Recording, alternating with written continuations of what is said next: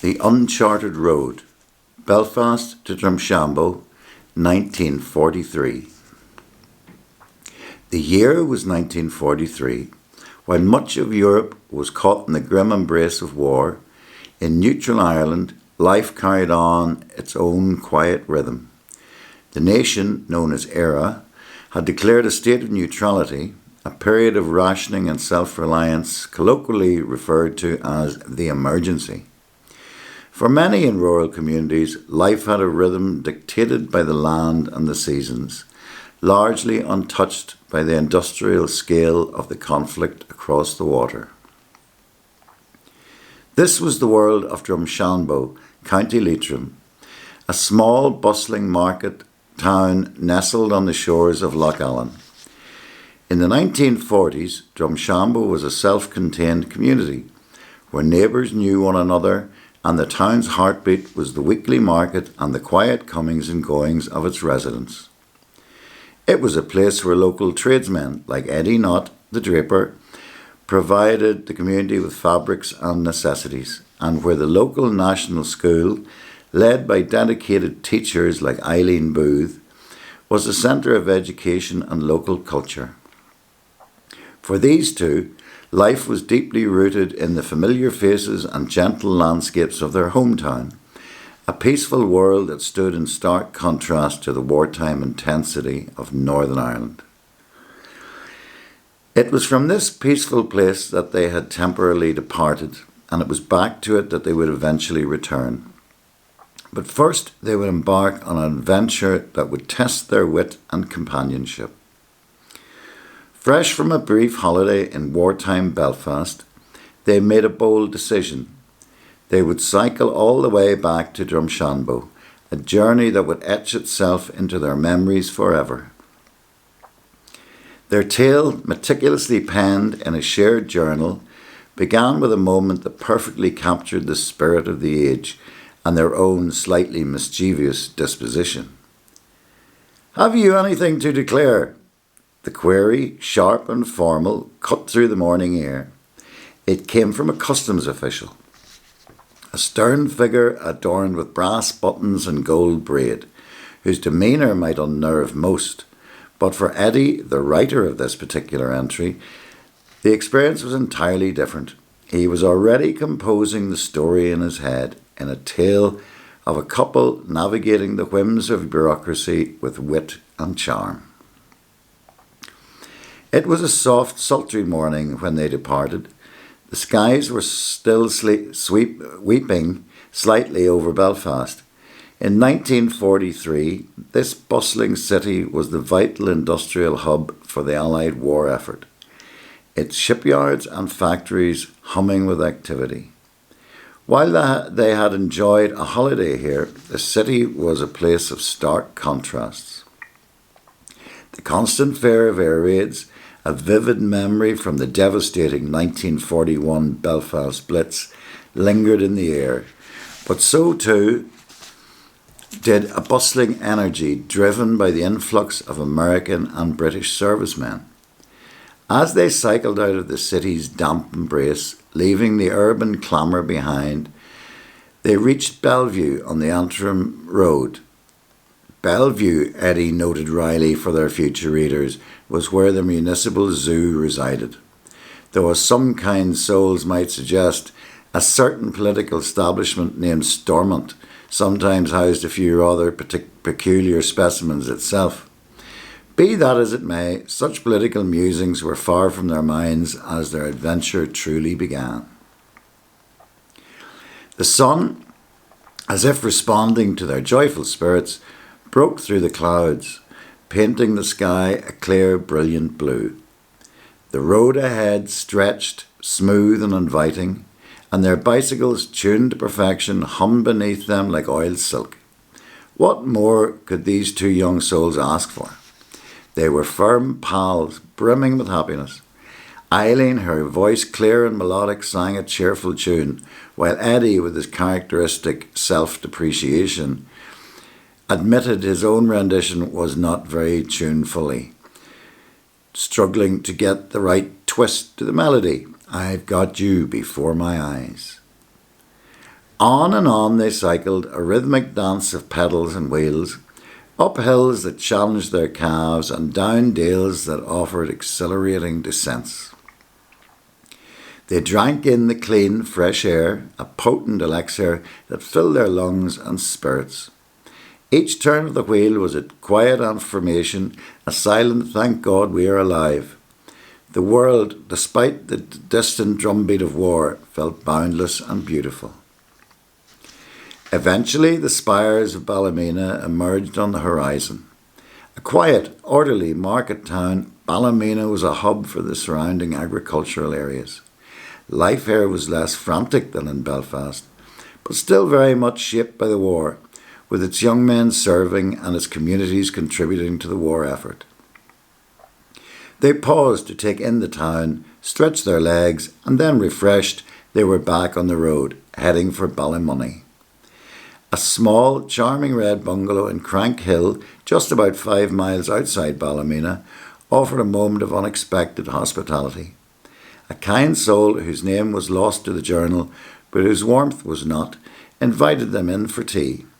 They were sent off with wishes of bon voyage and a sprig of white heather, a tiny token of luck for their onward journey. As dusk began to gather, they reached Ballymoney, a rural town noted for its strong Protestant and Unionist identity. Life here was traditional and deeply rooted in its community. Spotting one of Ulster's characteristic revolver-carrying policemen on a corner, they approached him, inquiring about decent hotel accommodation. Following his directions, they headed for what he suggested was the best hotel. "Best my arse," Eddie's journal entry exclaimed, a sentiment Eileen surely echoed with a roll of her eyes. The place was a grim, red brick edifice that loomed more like a morgue than a welcoming inn, and to add insult to injury, it was full up. Where now, they wondered, their optimism beginning to fray slightly. "Oh, try Mrs. So-and-so," the hotelier suggested with a dismissive wave. Mrs. So-and-so proved to be a formidable-looking dame indeed. "Sorry, full up," she declared, her gaze sweeping over the young, unmarried couple. A pause, thick with unspoken judgment, hung in the air. Would one room do? Eileen and Eddie exchanged glances. As a couple strictly observing the proprieties, the very idea was scandalous. "Dash it all, it just isn't done," Eddie wrote, clearly feeling the heat of her implied disapproval. "Any other hotels?" they pressed. "Yes," said the dragon, as Eddie, now privately labelled her, replied, "but they don't do business on a Sunday." Eddie confessed to feeling rude, a rare admission for his usually jovial self. He pondered the hypocrisy, reflecting, "I don't think God would have left us without beds for the night. I feel sorry for God sometimes when I find that people, perfect hypocrites most of them, deliberately misinterpret his commandments." But he quickly added, "Well, enough moralising for the present." The immediate problem remained: no bed in Ballymoney. With accommodation proving impossible, their only option was to press on to Coleraine. They turned their wheels eastward, and by now darkness was truly descending. A historic town on the River Bann, Coleraine was a busy port and a key military location in the war. As citizens of a neutral country, unfamiliar with the strict blackout regulations enforced by wartime Britain, the thoughts of navigating an unfamiliar, darkened town in search of a bed were daunting. The blackout meant all lights had to be obscured to prevent enemy aircraft from using them as navigational aid, turning entire towns into an unlit maze. To make matters worse, it had begun to rain. Eddie, ever the gentleman, started to worry about Eileen. He imagined her growing tired and fed up, but his fears were quickly dispelled. Eileen, with her characteristic resilience, was thoroughly enjoying the adventure. She was, he declared, a perfect brick about the whole thing. He then observed Riley on gender roles. The mere male, as is well known, is usually blamed for everything when my lady starts to grouse. In fact, they may have supernatural powers attributed to him in that he may have even caused it to rain. They finally arrived in the blacked out mystery of Coleraine. On inquiry, they were once again directed to the best hotel. Eddie, perhaps learning from experience, had a sage piece of advice for future travellers. Take my advice and never ask for anything but the best hotels, even if you do not intend to stay there. Always ask in a voice loud enough to be heard by passers-by. It creates a good impression and provides you with a cloak of opulence, which may not be quite in keeping with the contents of your pocketbook. Yet even with their carefully cultivated air of opulence, the best hotel in Coleraine was full up. Eddie was starting to wonder if the entire population of Northern Ireland lived in hotels, or if there was something wrong about my face. Their luck, however, was about to turn. They were directed to a Mrs. So-and-so round the corner, and from here their journey took a distinctly positive turn. We made a perfect 3-point landing, Eddie wrote. We are full up here, but Mrs. So-and-so has 2 rooms vacant.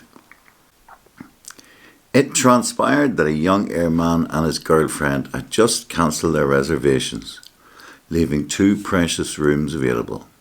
They were incredibly fortunate. Their landlady, or as Eddie preferred to call her, their hostess, a charming motherly person, made them feel instantly at home. She addressed them as children and promptly prepared a delicious meal. The kindness and courtesy of these people in the town on the River Bann were beyond words. In a very short time their fatigue melted away, replaced by eagerness for the next day's adventure. They retired early and awoke to brilliant sunshine. A decision was made.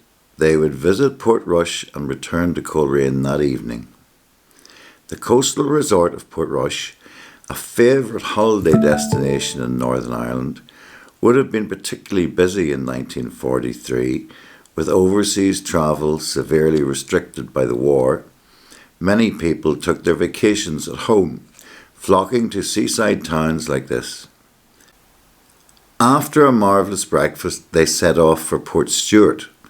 An hour spent exploring the sights there, and then, feeling like lords of creation, they pedalled on to Portrush. The coastal town was crowded, and their first challenge was to find a safe place for their bikes. In 1943, one didn't simply leave them anywhere. After a diligent search, they found a motor garage whose proprietor was willing to store their 2 machines for the princely sum of 3 pence per bike. Their bikes secured, they set out to do Portrush. The day was gloriously hot, so they found a seat on the promenade and basked luxuriously in the sunshine. Soon lunch beckoned and they devoured a meal fit for a king. Next it was off to the amusement park. Among the wonders they beheld the smallest racehorse in the world, and then the true test of courage, a ride on the ghost train. Eddie had a shrewd idea that Eileen heaved a sigh of relief when they finally emerged into the daylight. They even had their horoscopes read, discovering how fortunate they were to be born under their respective stars. These cost a mere penny each, a small price, Eddie noted, considering all we learned about ourselves. Or as their friend Miles might say, it was very adjacent.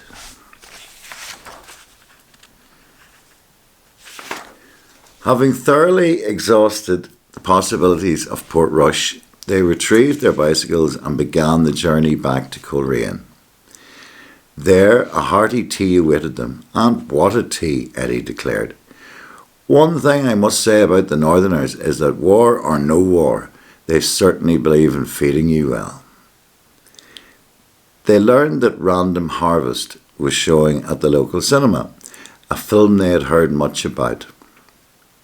This 1942 American romantic drama was a smash hit, starring Ronald Colman as a shell-shocked soldier and Greer Garson as the woman who falls in love with him, only to have him lose his memory of her.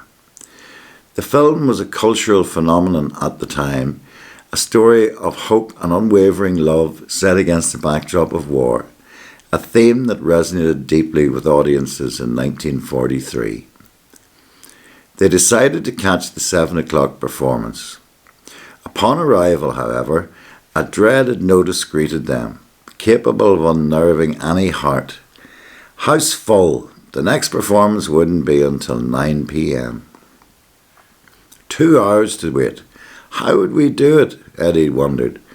He mused about the challenge of passing 2 hours in a small town. They decided to peruse the shops. After an hour, they could tell you the price of every pair of shoes in Coleraine, at least those displayed in the windows. They counted the number of taverns, the barbers, and even read the inscriptions on the headphones in the churchyard. Perhaps we should be getting back to the Palladium. There might be a crowd, Eileen suggested. Indeed, though it was only 8 o'clock, a long queue had already formed. They took their places, settling in for a tedious hour until admittance was possible. Not accustomed to such queues, they felt that any farmer's harvesting could be accomplished during the time we stood in that long line of expectant humanity. Hollywood, Eddie concluded, has a lot to answer for. At last they saw Random Harvest, a fine film, though they both felt the heroine could have saved herself a lot of grief. At the show's conclusion, they returned to their hotel for supper, followed by Pepe's. A final shared moment of reflection before bed. As they hadn't booked rooms for a second night, Eileen had a bed fixed up for her in the proprietor's private sitting room.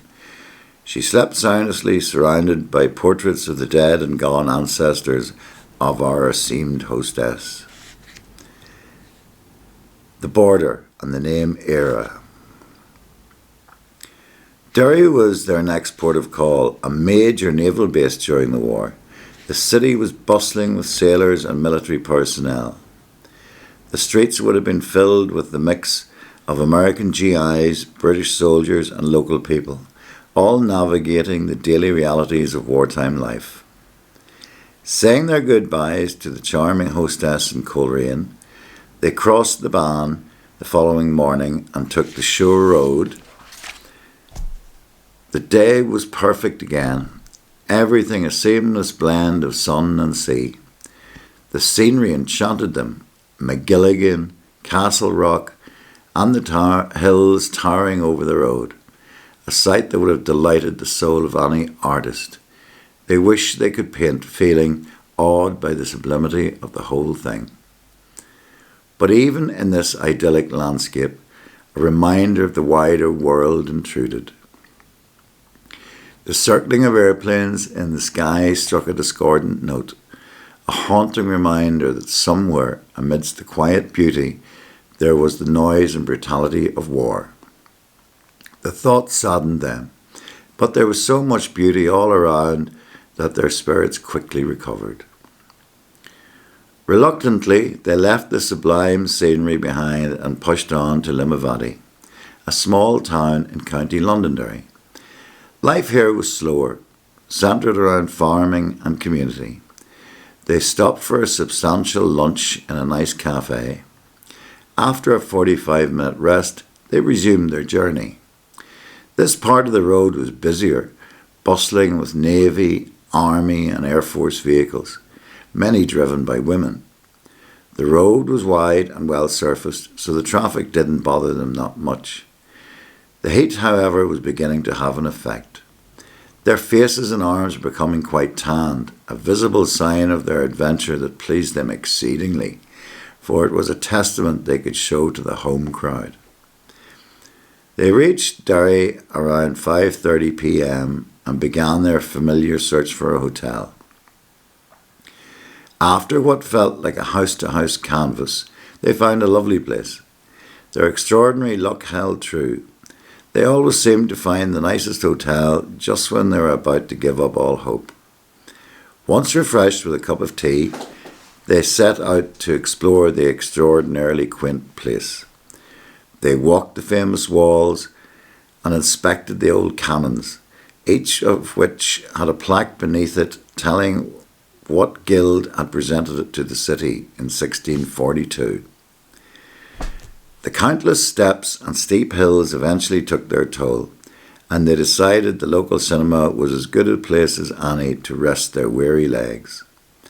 At the palace, they saw Tomorrow We Live, a picture of German-occupied France and the secret societies working to resist the occupation. This 1942 British war drama, starring a young John Clements, was a powerful piece of propaganda designed to stir sympathy and resolve for the Allied cause. It was a stark contrast to the romantic Hollywood fare they had seen the night before. Back at the hotel, a pleasant surprise awaited them. A friend who had been visiting Derry had called to see them, having found a note they had left at his hotel.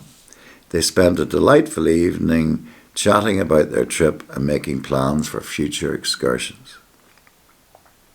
The next morning, they said their goodbyes to Derry and set their sights on Donegal town. The leg of the journey brought them to the frontier, the dreaded customs officials. The presence of customs posts at the border was a direct result of the 1921 Anglo-Irish Treaty, which partitioned the island of Ireland. The treaty created the Irish Free State, later the Republic of Ireland and Northern Ireland, which remained part of the United Kingdom. This political division created an international border between the two jurisdictions. For the people travelling across it, it meant checkpoints, customs duties and official scrutiny, even during a war. The fact that the border was only just down the road from them underscored its artificial and often inconvenient nature. What Eddie and Eileen referred to as ERA was the official name for the state that had been created by the treaty. The name ERA is the ancient Irish name for the island of Ireland itself. In 1937, a new constitution was enacted which declared the name of the state to be ERA, or in the English language, Ireland. This was a significant act of cultural and political independence, emphasising the country's Gaelic heritage and its separation from the United Kingdom. Putting on his best smile, Eddie breezily said to the northern official, "You don't want to look, do you?" "Oh, you are okay," the official replied with a wave of his hand. "You've got very nice bikes there. Did you come far? Where are you from?" "Drumshanbo," Eddie answered. "I have often been there," the man exclaimed, a reminiscent gleam coming to his eyes. They knew the look, the kind of look a man gets when he is about to tell you the story of his life. Waving goodbye, they quickly moved on, successfully passing the ERA customs post a short distance down the road using the same charming approach. They were on neutral soil again, in good old ERA, with no uniforms or army trucks in sight. Everything was peaceful as they cycled through the lovely countryside of Donegal. They had often heard of its beauty, but now they saw it for themselves. At Burnside, they got a marvellous panoramic view of the valley.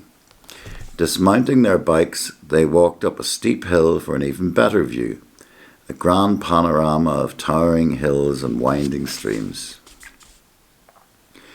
A few miles on, they saw a small white house with a sign over the door, licensed to sell beer, wine and spirits for consumption on the premises.